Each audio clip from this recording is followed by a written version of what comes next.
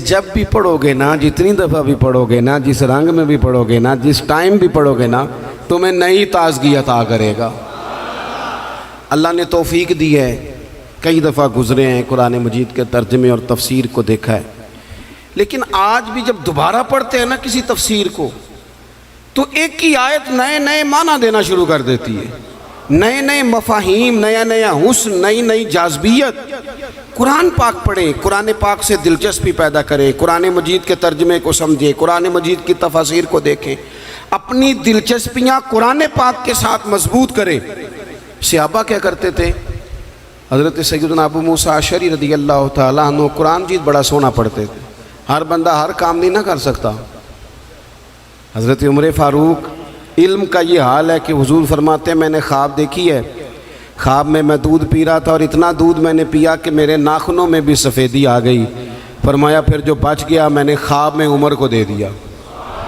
یا رسول اللہ اس کا معنی کیا ہے؟ فرمایا اس کا معنی علم ہے۔ اللہ تعالیٰ نے حضرت عمر کو حضور کے علم کی خیرات عطا کی، اتنے بڑے عالم ہیں، لیکن حضرت عمر بڑے کھلے دل سے کہتے تھے بھئی قرآن ابی بن کعب سونا پڑھتے ہیں، لہذا تراویحاں یہی پڑھائیں گے۔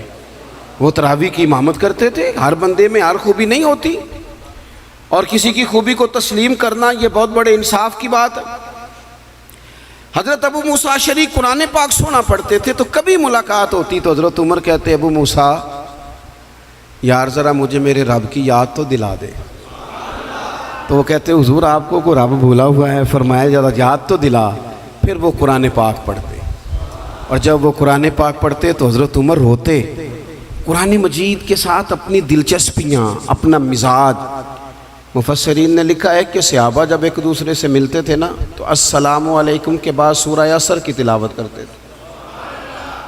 وہ کہتے تھے کہ اس کے اندر اللہ تبارک و تعالیٰ نے دین اسلام کی چیزوں کو، بنیاد اور اساس کو جمع کر دیا، اپنا ذوق قرآن پاک کے ساتھ۔ دیکھیں یورپ میں تھوڑے دن پہلے میں ایک آرٹیکل دیکھ رہا تھا، اب لڑکے اور لڑکی کو شادی سے پہلے باقاعدہ کورسز کرائے جاتے ہیں، موٹیویشنل اسپیکر کے پاس لے جایا جاتا ہے، کیونکہ وہاں مزاج ہے اکیلے رہنے کا، تنہا رہنے کا، تو شادیاں زیادہ چلتی نہیں، کسی کو برداشت ہی نہیں کرتے۔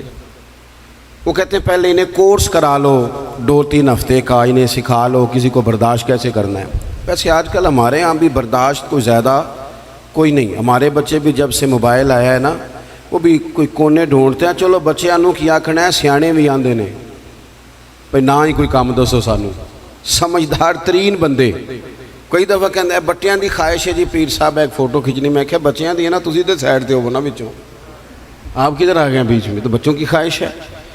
یعنی وہ جو خاص رغبت ہم نے موبائل سے پیدا کر لی، تو پھر بندہ تنہائی پسند ہوتا ہے، کسی کے ساتھ وقت نہیں گزار سکتا، مشکلات ہوتی ہیں۔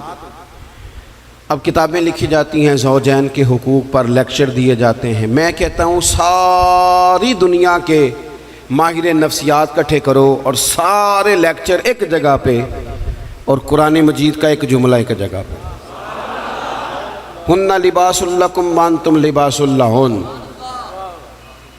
اللہ فرماتے ہیں مرد عورت کا لباس ہے، عورت مرد کا لباس ہے۔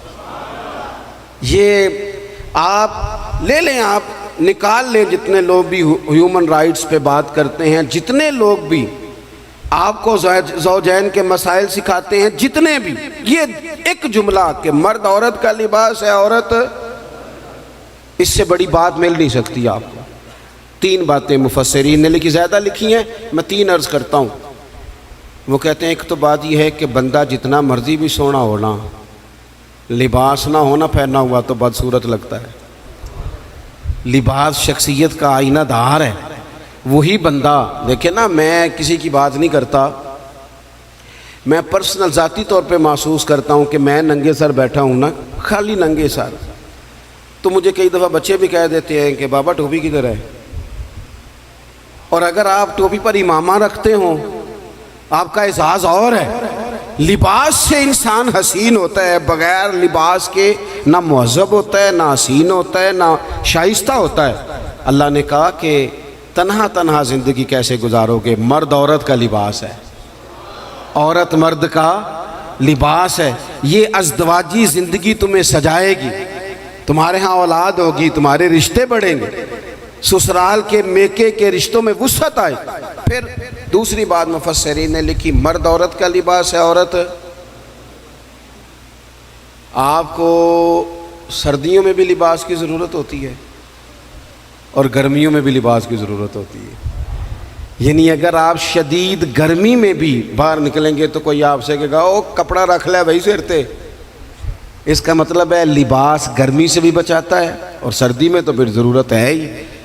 تو یہ جو میاں بیوی ہوتے ہیں نا، یہ بھی ایک دوسرے کو دکھوں سکھوں سے بچاتے ہیں، یہ بھی گہرائی میں آپ اتر کے دیکھیں تو یہ ڈھارس بندھاتے ہیں، ایک دوسرے کے لیے یہ آسانی کا باعث بنتے ہیں۔ اور تیسری بات، جسم کے اوپر جتنے بھی داغ دھبے ہوں نا لباس سے چھپ جاتے ہیں،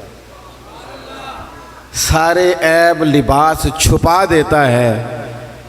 میرے رب نے کہا عورت تیرا لباس ہے، تو عورت کا لباس ہے، وہ تیرے پردے رکھ لے گی تو اس کے پردے رکھ لینا، ایک دوسرے کی پردہ پوشی کرنا، عیب چھپ جائیں گے۔ تو آپ قرآن مجید کو پڑھیں گے، یہ میں نے صرف گھر کا ایک ذاتی مسئلہ جس کی ہر ایک کو ضرورت ہے وہ قرآن پاک سے آپ کی خدمت میں عرض کیا، آپ قرآن پاک کو پڑھیں، قرآن مجید کی تلاوت کریں۔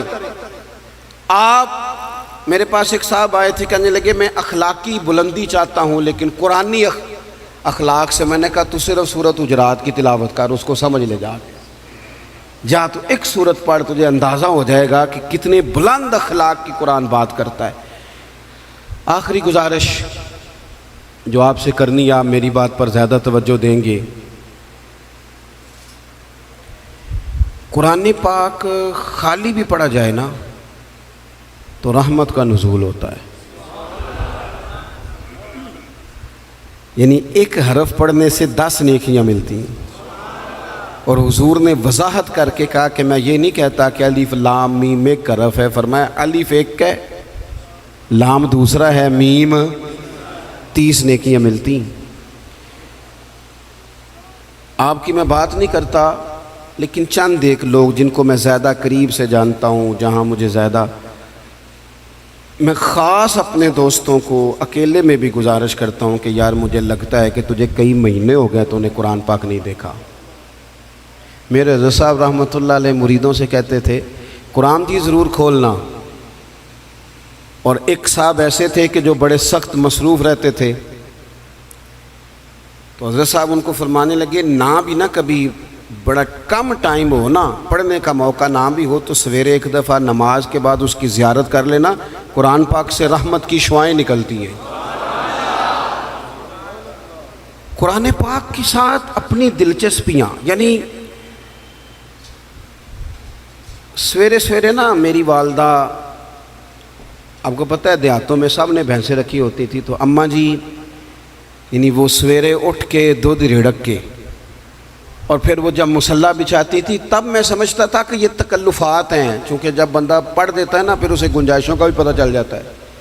میں سمجھتا تھا یہ تکلفات ہیں کہ وہ پہلے کپڑا مصلی بچھاتی، پھر پیالے میں پانی لا کے پاس رکھتی، پھر وہ جناب اس پہ پڑھنا شروع کرتی، پھر وہ ریل، اور پھر ریل کے یہ جو حافظ ہوتے ہیں نا ہمارے، یہ پھر زیادہ نہیں چومتے قرآن پاک کو، ان کے پاس ہوتا ہے نا ہر وقت، لیکن وہ پرانے بندے وہ شنیل کا غلاف، پھر اسے کھولنا، پھر اسے چومنا، پھر سینے سے لگانا، یہ ساری چیزیں ان کے پیش نظر رہتی۔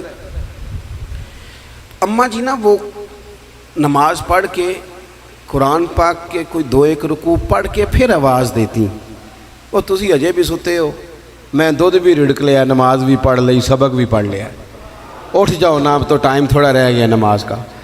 یہ آپ یقین کریں، میرے سے بزرگ ناراض نہ ہو جائیں، لیکن بچوں کو نماز کی تقریر نہ سناؤ کہ پتر نماز پڑھنی چاہیے، نہ تقریر نہ سناؤ، تقریریں باہر چلتی ہیں، گھر میں نہیں چلتی، گھر میں عمل چلتا ہے۔ بچوں کے سامنے نماز پڑھو، بچوں کے سامنے قرآن پاک پڑھو، اپنی اولاد کو عادی کرو کتاب و سنت کا۔ سارا دن گپیں، سارا دن باتیں، گھر میں بھی تبصرے، ٹیلی فون پہ گپ شپ، اس نے تو نفسیاتی کمزوری پیدا کر دی ہے قوم میں۔ اپنے گھر کے اندر چلن پیدا کریں، قرآن پاک سے پیار ہو۔ وہ ایک دفعہ نا یہ ضلع شیخوپورہ کے کسی گاؤں میں ایک آڑتی تھا، یہ منڈی میں آڑت، وہ پرانی بات ہے پاکستان بننے سے پہلے کی۔ وہ سادہ سا بندہ تھا، داڑھی رکھی تھی، 5 وقت نماز پڑھتا تھا، تو فوت ہو گیا۔ آڑت کرتا تھا تو اس کی قبر سے خوشبو آنے لگ گئی۔ یہ تو کدی کسی پیر دی قبر چوندی تو پھر کوئی منڈیا نے وٹت کرنی سی پیراں دیاں نے، پھر تو کمال ہو جانا تھا۔ اللہ خیر فرمائے، اللہ ماشاءاللہ۔ پھر کوئی کہانی، کوئی کرامت ادھر ادھر سے جوڑ جاڑ کے بھی لوگ بنا لیتے ہیں، لیکن وہ سادہ آدمی تھا، قبر سے خوشبو آنے لگ گئی، شور پڑ گیا، لوگ جمع ہو گئے۔ بندے نا آہستہ آہستہ وہ عدت ختم ہوئی تو اس کی خاتون سے کہنے لگے کہ مثلاً وہ انگوٹھا چھاپ بندہ تھا، سائن بھی نہیں کرنے آتے، قبر سے خوشبو، آخر کوئی تو عمل ہوگا۔ کہنے لگی اسے نا قرآن پاک سے بڑا پیار تھا، پڑھا ہوا نہیں تھا، تو ہر روز وضو کر کے نا دن میں 2 وقت قرآن پاک کھولتا اور پھر اس پہ لائنوں پہ انگلیاں رکھ رکھ کے چلاتا، رو کے کہتا مالکا غلطی ہو گئی ہے، میں نے پڑھنا چاہیے سی۔ اللہ تو جو بھی آکھے ہے سچی آکھے ہے، تیرا کلام بڑا سچا ہے، مالک تو بڑا کریم ہے، تو میرے واسطے خیر دیاں گلیں کی تھی۔ کہتے ہیں وہ قرآن پاک سے بڑا پیار کرتا تھا، بیماری، تندرستی، سفر، حضر، قرآن سے بڑا پیار کیا۔ لوگ سمجھ گئے یہی تو وجہ ہے کہ قبر کی مٹی سے بھی خوشبو آ رہی ہے۔ اچھا، میں بعض جگہوں پہ مجھے زندگی میں ایسے بھی تجربات ہوئے کہ یار یہ اللہ کی کتاب ہے۔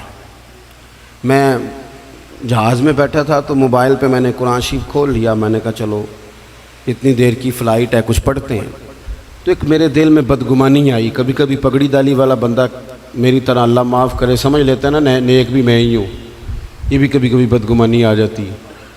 تو میں وہ تلاوت کر رہا تھا تو میرے دل میں خیال آیا، یار دیکھو سارے لوگ کانوں میں ٹوٹیاں لگائی ہیں، گپیں لگا رہے ہیں، قرآن پاک پڑھ لینا چاہیے تھا۔ تو ایک نوجوان، اس نے نا بال پیچھے یہاں ربڑ ڈالی ہوئی، عورتوں کی طرح، پینٹ شرٹ بڑی ڈاڑھی، اور بڑا جدید فیشن کا اس کا سٹائل۔ تو میرے ساتھ جو سیٹیں تھیں ان پہ وہ بیٹھ گیا، اور پھر اس نے فائلوں کے اندر سے سورۃ یاسین نکال لی، اور جب اس کو میں نے تلاوت کرتے دیکھا نا تو میں نے دل میں معافی بھی مانگی اللہ سے، اور میرے دل میں یہ بھی خیال آیا کہ یہ اللہ کا قرآن ہے، مولوی، وہ قاری صاحب، حافظ صاحب، وہ فلاں صاحب، اپنے جیسے لوگوں سے، نیک لوگوں کی بات نہیں کر رہا۔ وہ تو نہ پڑھے تو کیا سمجھتا ہے، کوئی پڑھتا ہی نہیں، یہ تو اللہ کا قرآن ہے، یہ پڑھا جاتا تھا، پڑھا جاتا ہے، اور قیامت کے بعد بھی پڑھا جاتا رہے گا۔ پتہ نہیں اللہ نے، یعنی اگر میں اور آپ نہیں پڑھیں گے تو یہ محتاج نہیں، کس سے رب پڑھوا رہا ہے، کون کون پڑھ رہا ہے، کس طرح لوگ پڑھ رہے ہیں۔ تو قرآن پاک سے محبت کریں۔ آج زور کے بعد پڑھ لیں گے کوئی 2 4 آیتیں۔ چلو میں کدوں آکھے ہاتھ کھڑے کرو یا قسم چکو، تسی نیت بھی نہیں پہ کر دے، تھوڑا سا پڑھ لیں گے انشاءاللہ تعالی۔ اچھا 2-3 دن میرے کہنے پہ پڑھیں آپ، 2-3 دن، صرف لمبا نہیں۔ میرا یہ تجربہ ہے، جو بندہ صبح صرف 2 دن الارم سے اٹھے نا نماز کے لیے فجر میں، تیسرے دن خود بخود آنکھ کھل جاتی ہے۔ اللہ نے نا یہ دماغ کا کمپیوٹر اس طرح کا بنایا ہے کہ نیند بھی اس میں فٹ ہوتی ہے، کتنے سے اتنے بجے تک سونا ہے۔ تو اگر آپ فٹ کر لیں گے نا کہ میں نے نماز میں اٹھنا ہے، پھر تلاوت کرنی ہے، تو انشاءاللہ تعالیٰ آپ کی آنکھ کھلا کرے گی۔ یہ بڑی خوشی کی بات ہے کہ حضرت مولانا اکرم صاحب کے بیٹے نے قرآن مجید مکمل کر لیا۔ 2 دعائیں آپ نے اس کے لیے کرنی ہے، پھر ہم ان کی دستار کرتے ہیں، صحیح کرنی ہے، میں نے بھی دل سے کرنی ہے، آپ نے بھی دل سے۔ ایک تو دعا کرنی ہے کہ اللہ تعالیٰ یاد رکھنے کی توفیق دے، اور دوسرا یہ کہ اللہ تعالیٰ پھر عالم بننے کی بھی توفیق دے۔ آخر دعوانا الحمدللہ۔ آؤ جی بیٹا، لائن جی دستار، بس پہلا کلمہ شریف پڑھیں جی، لا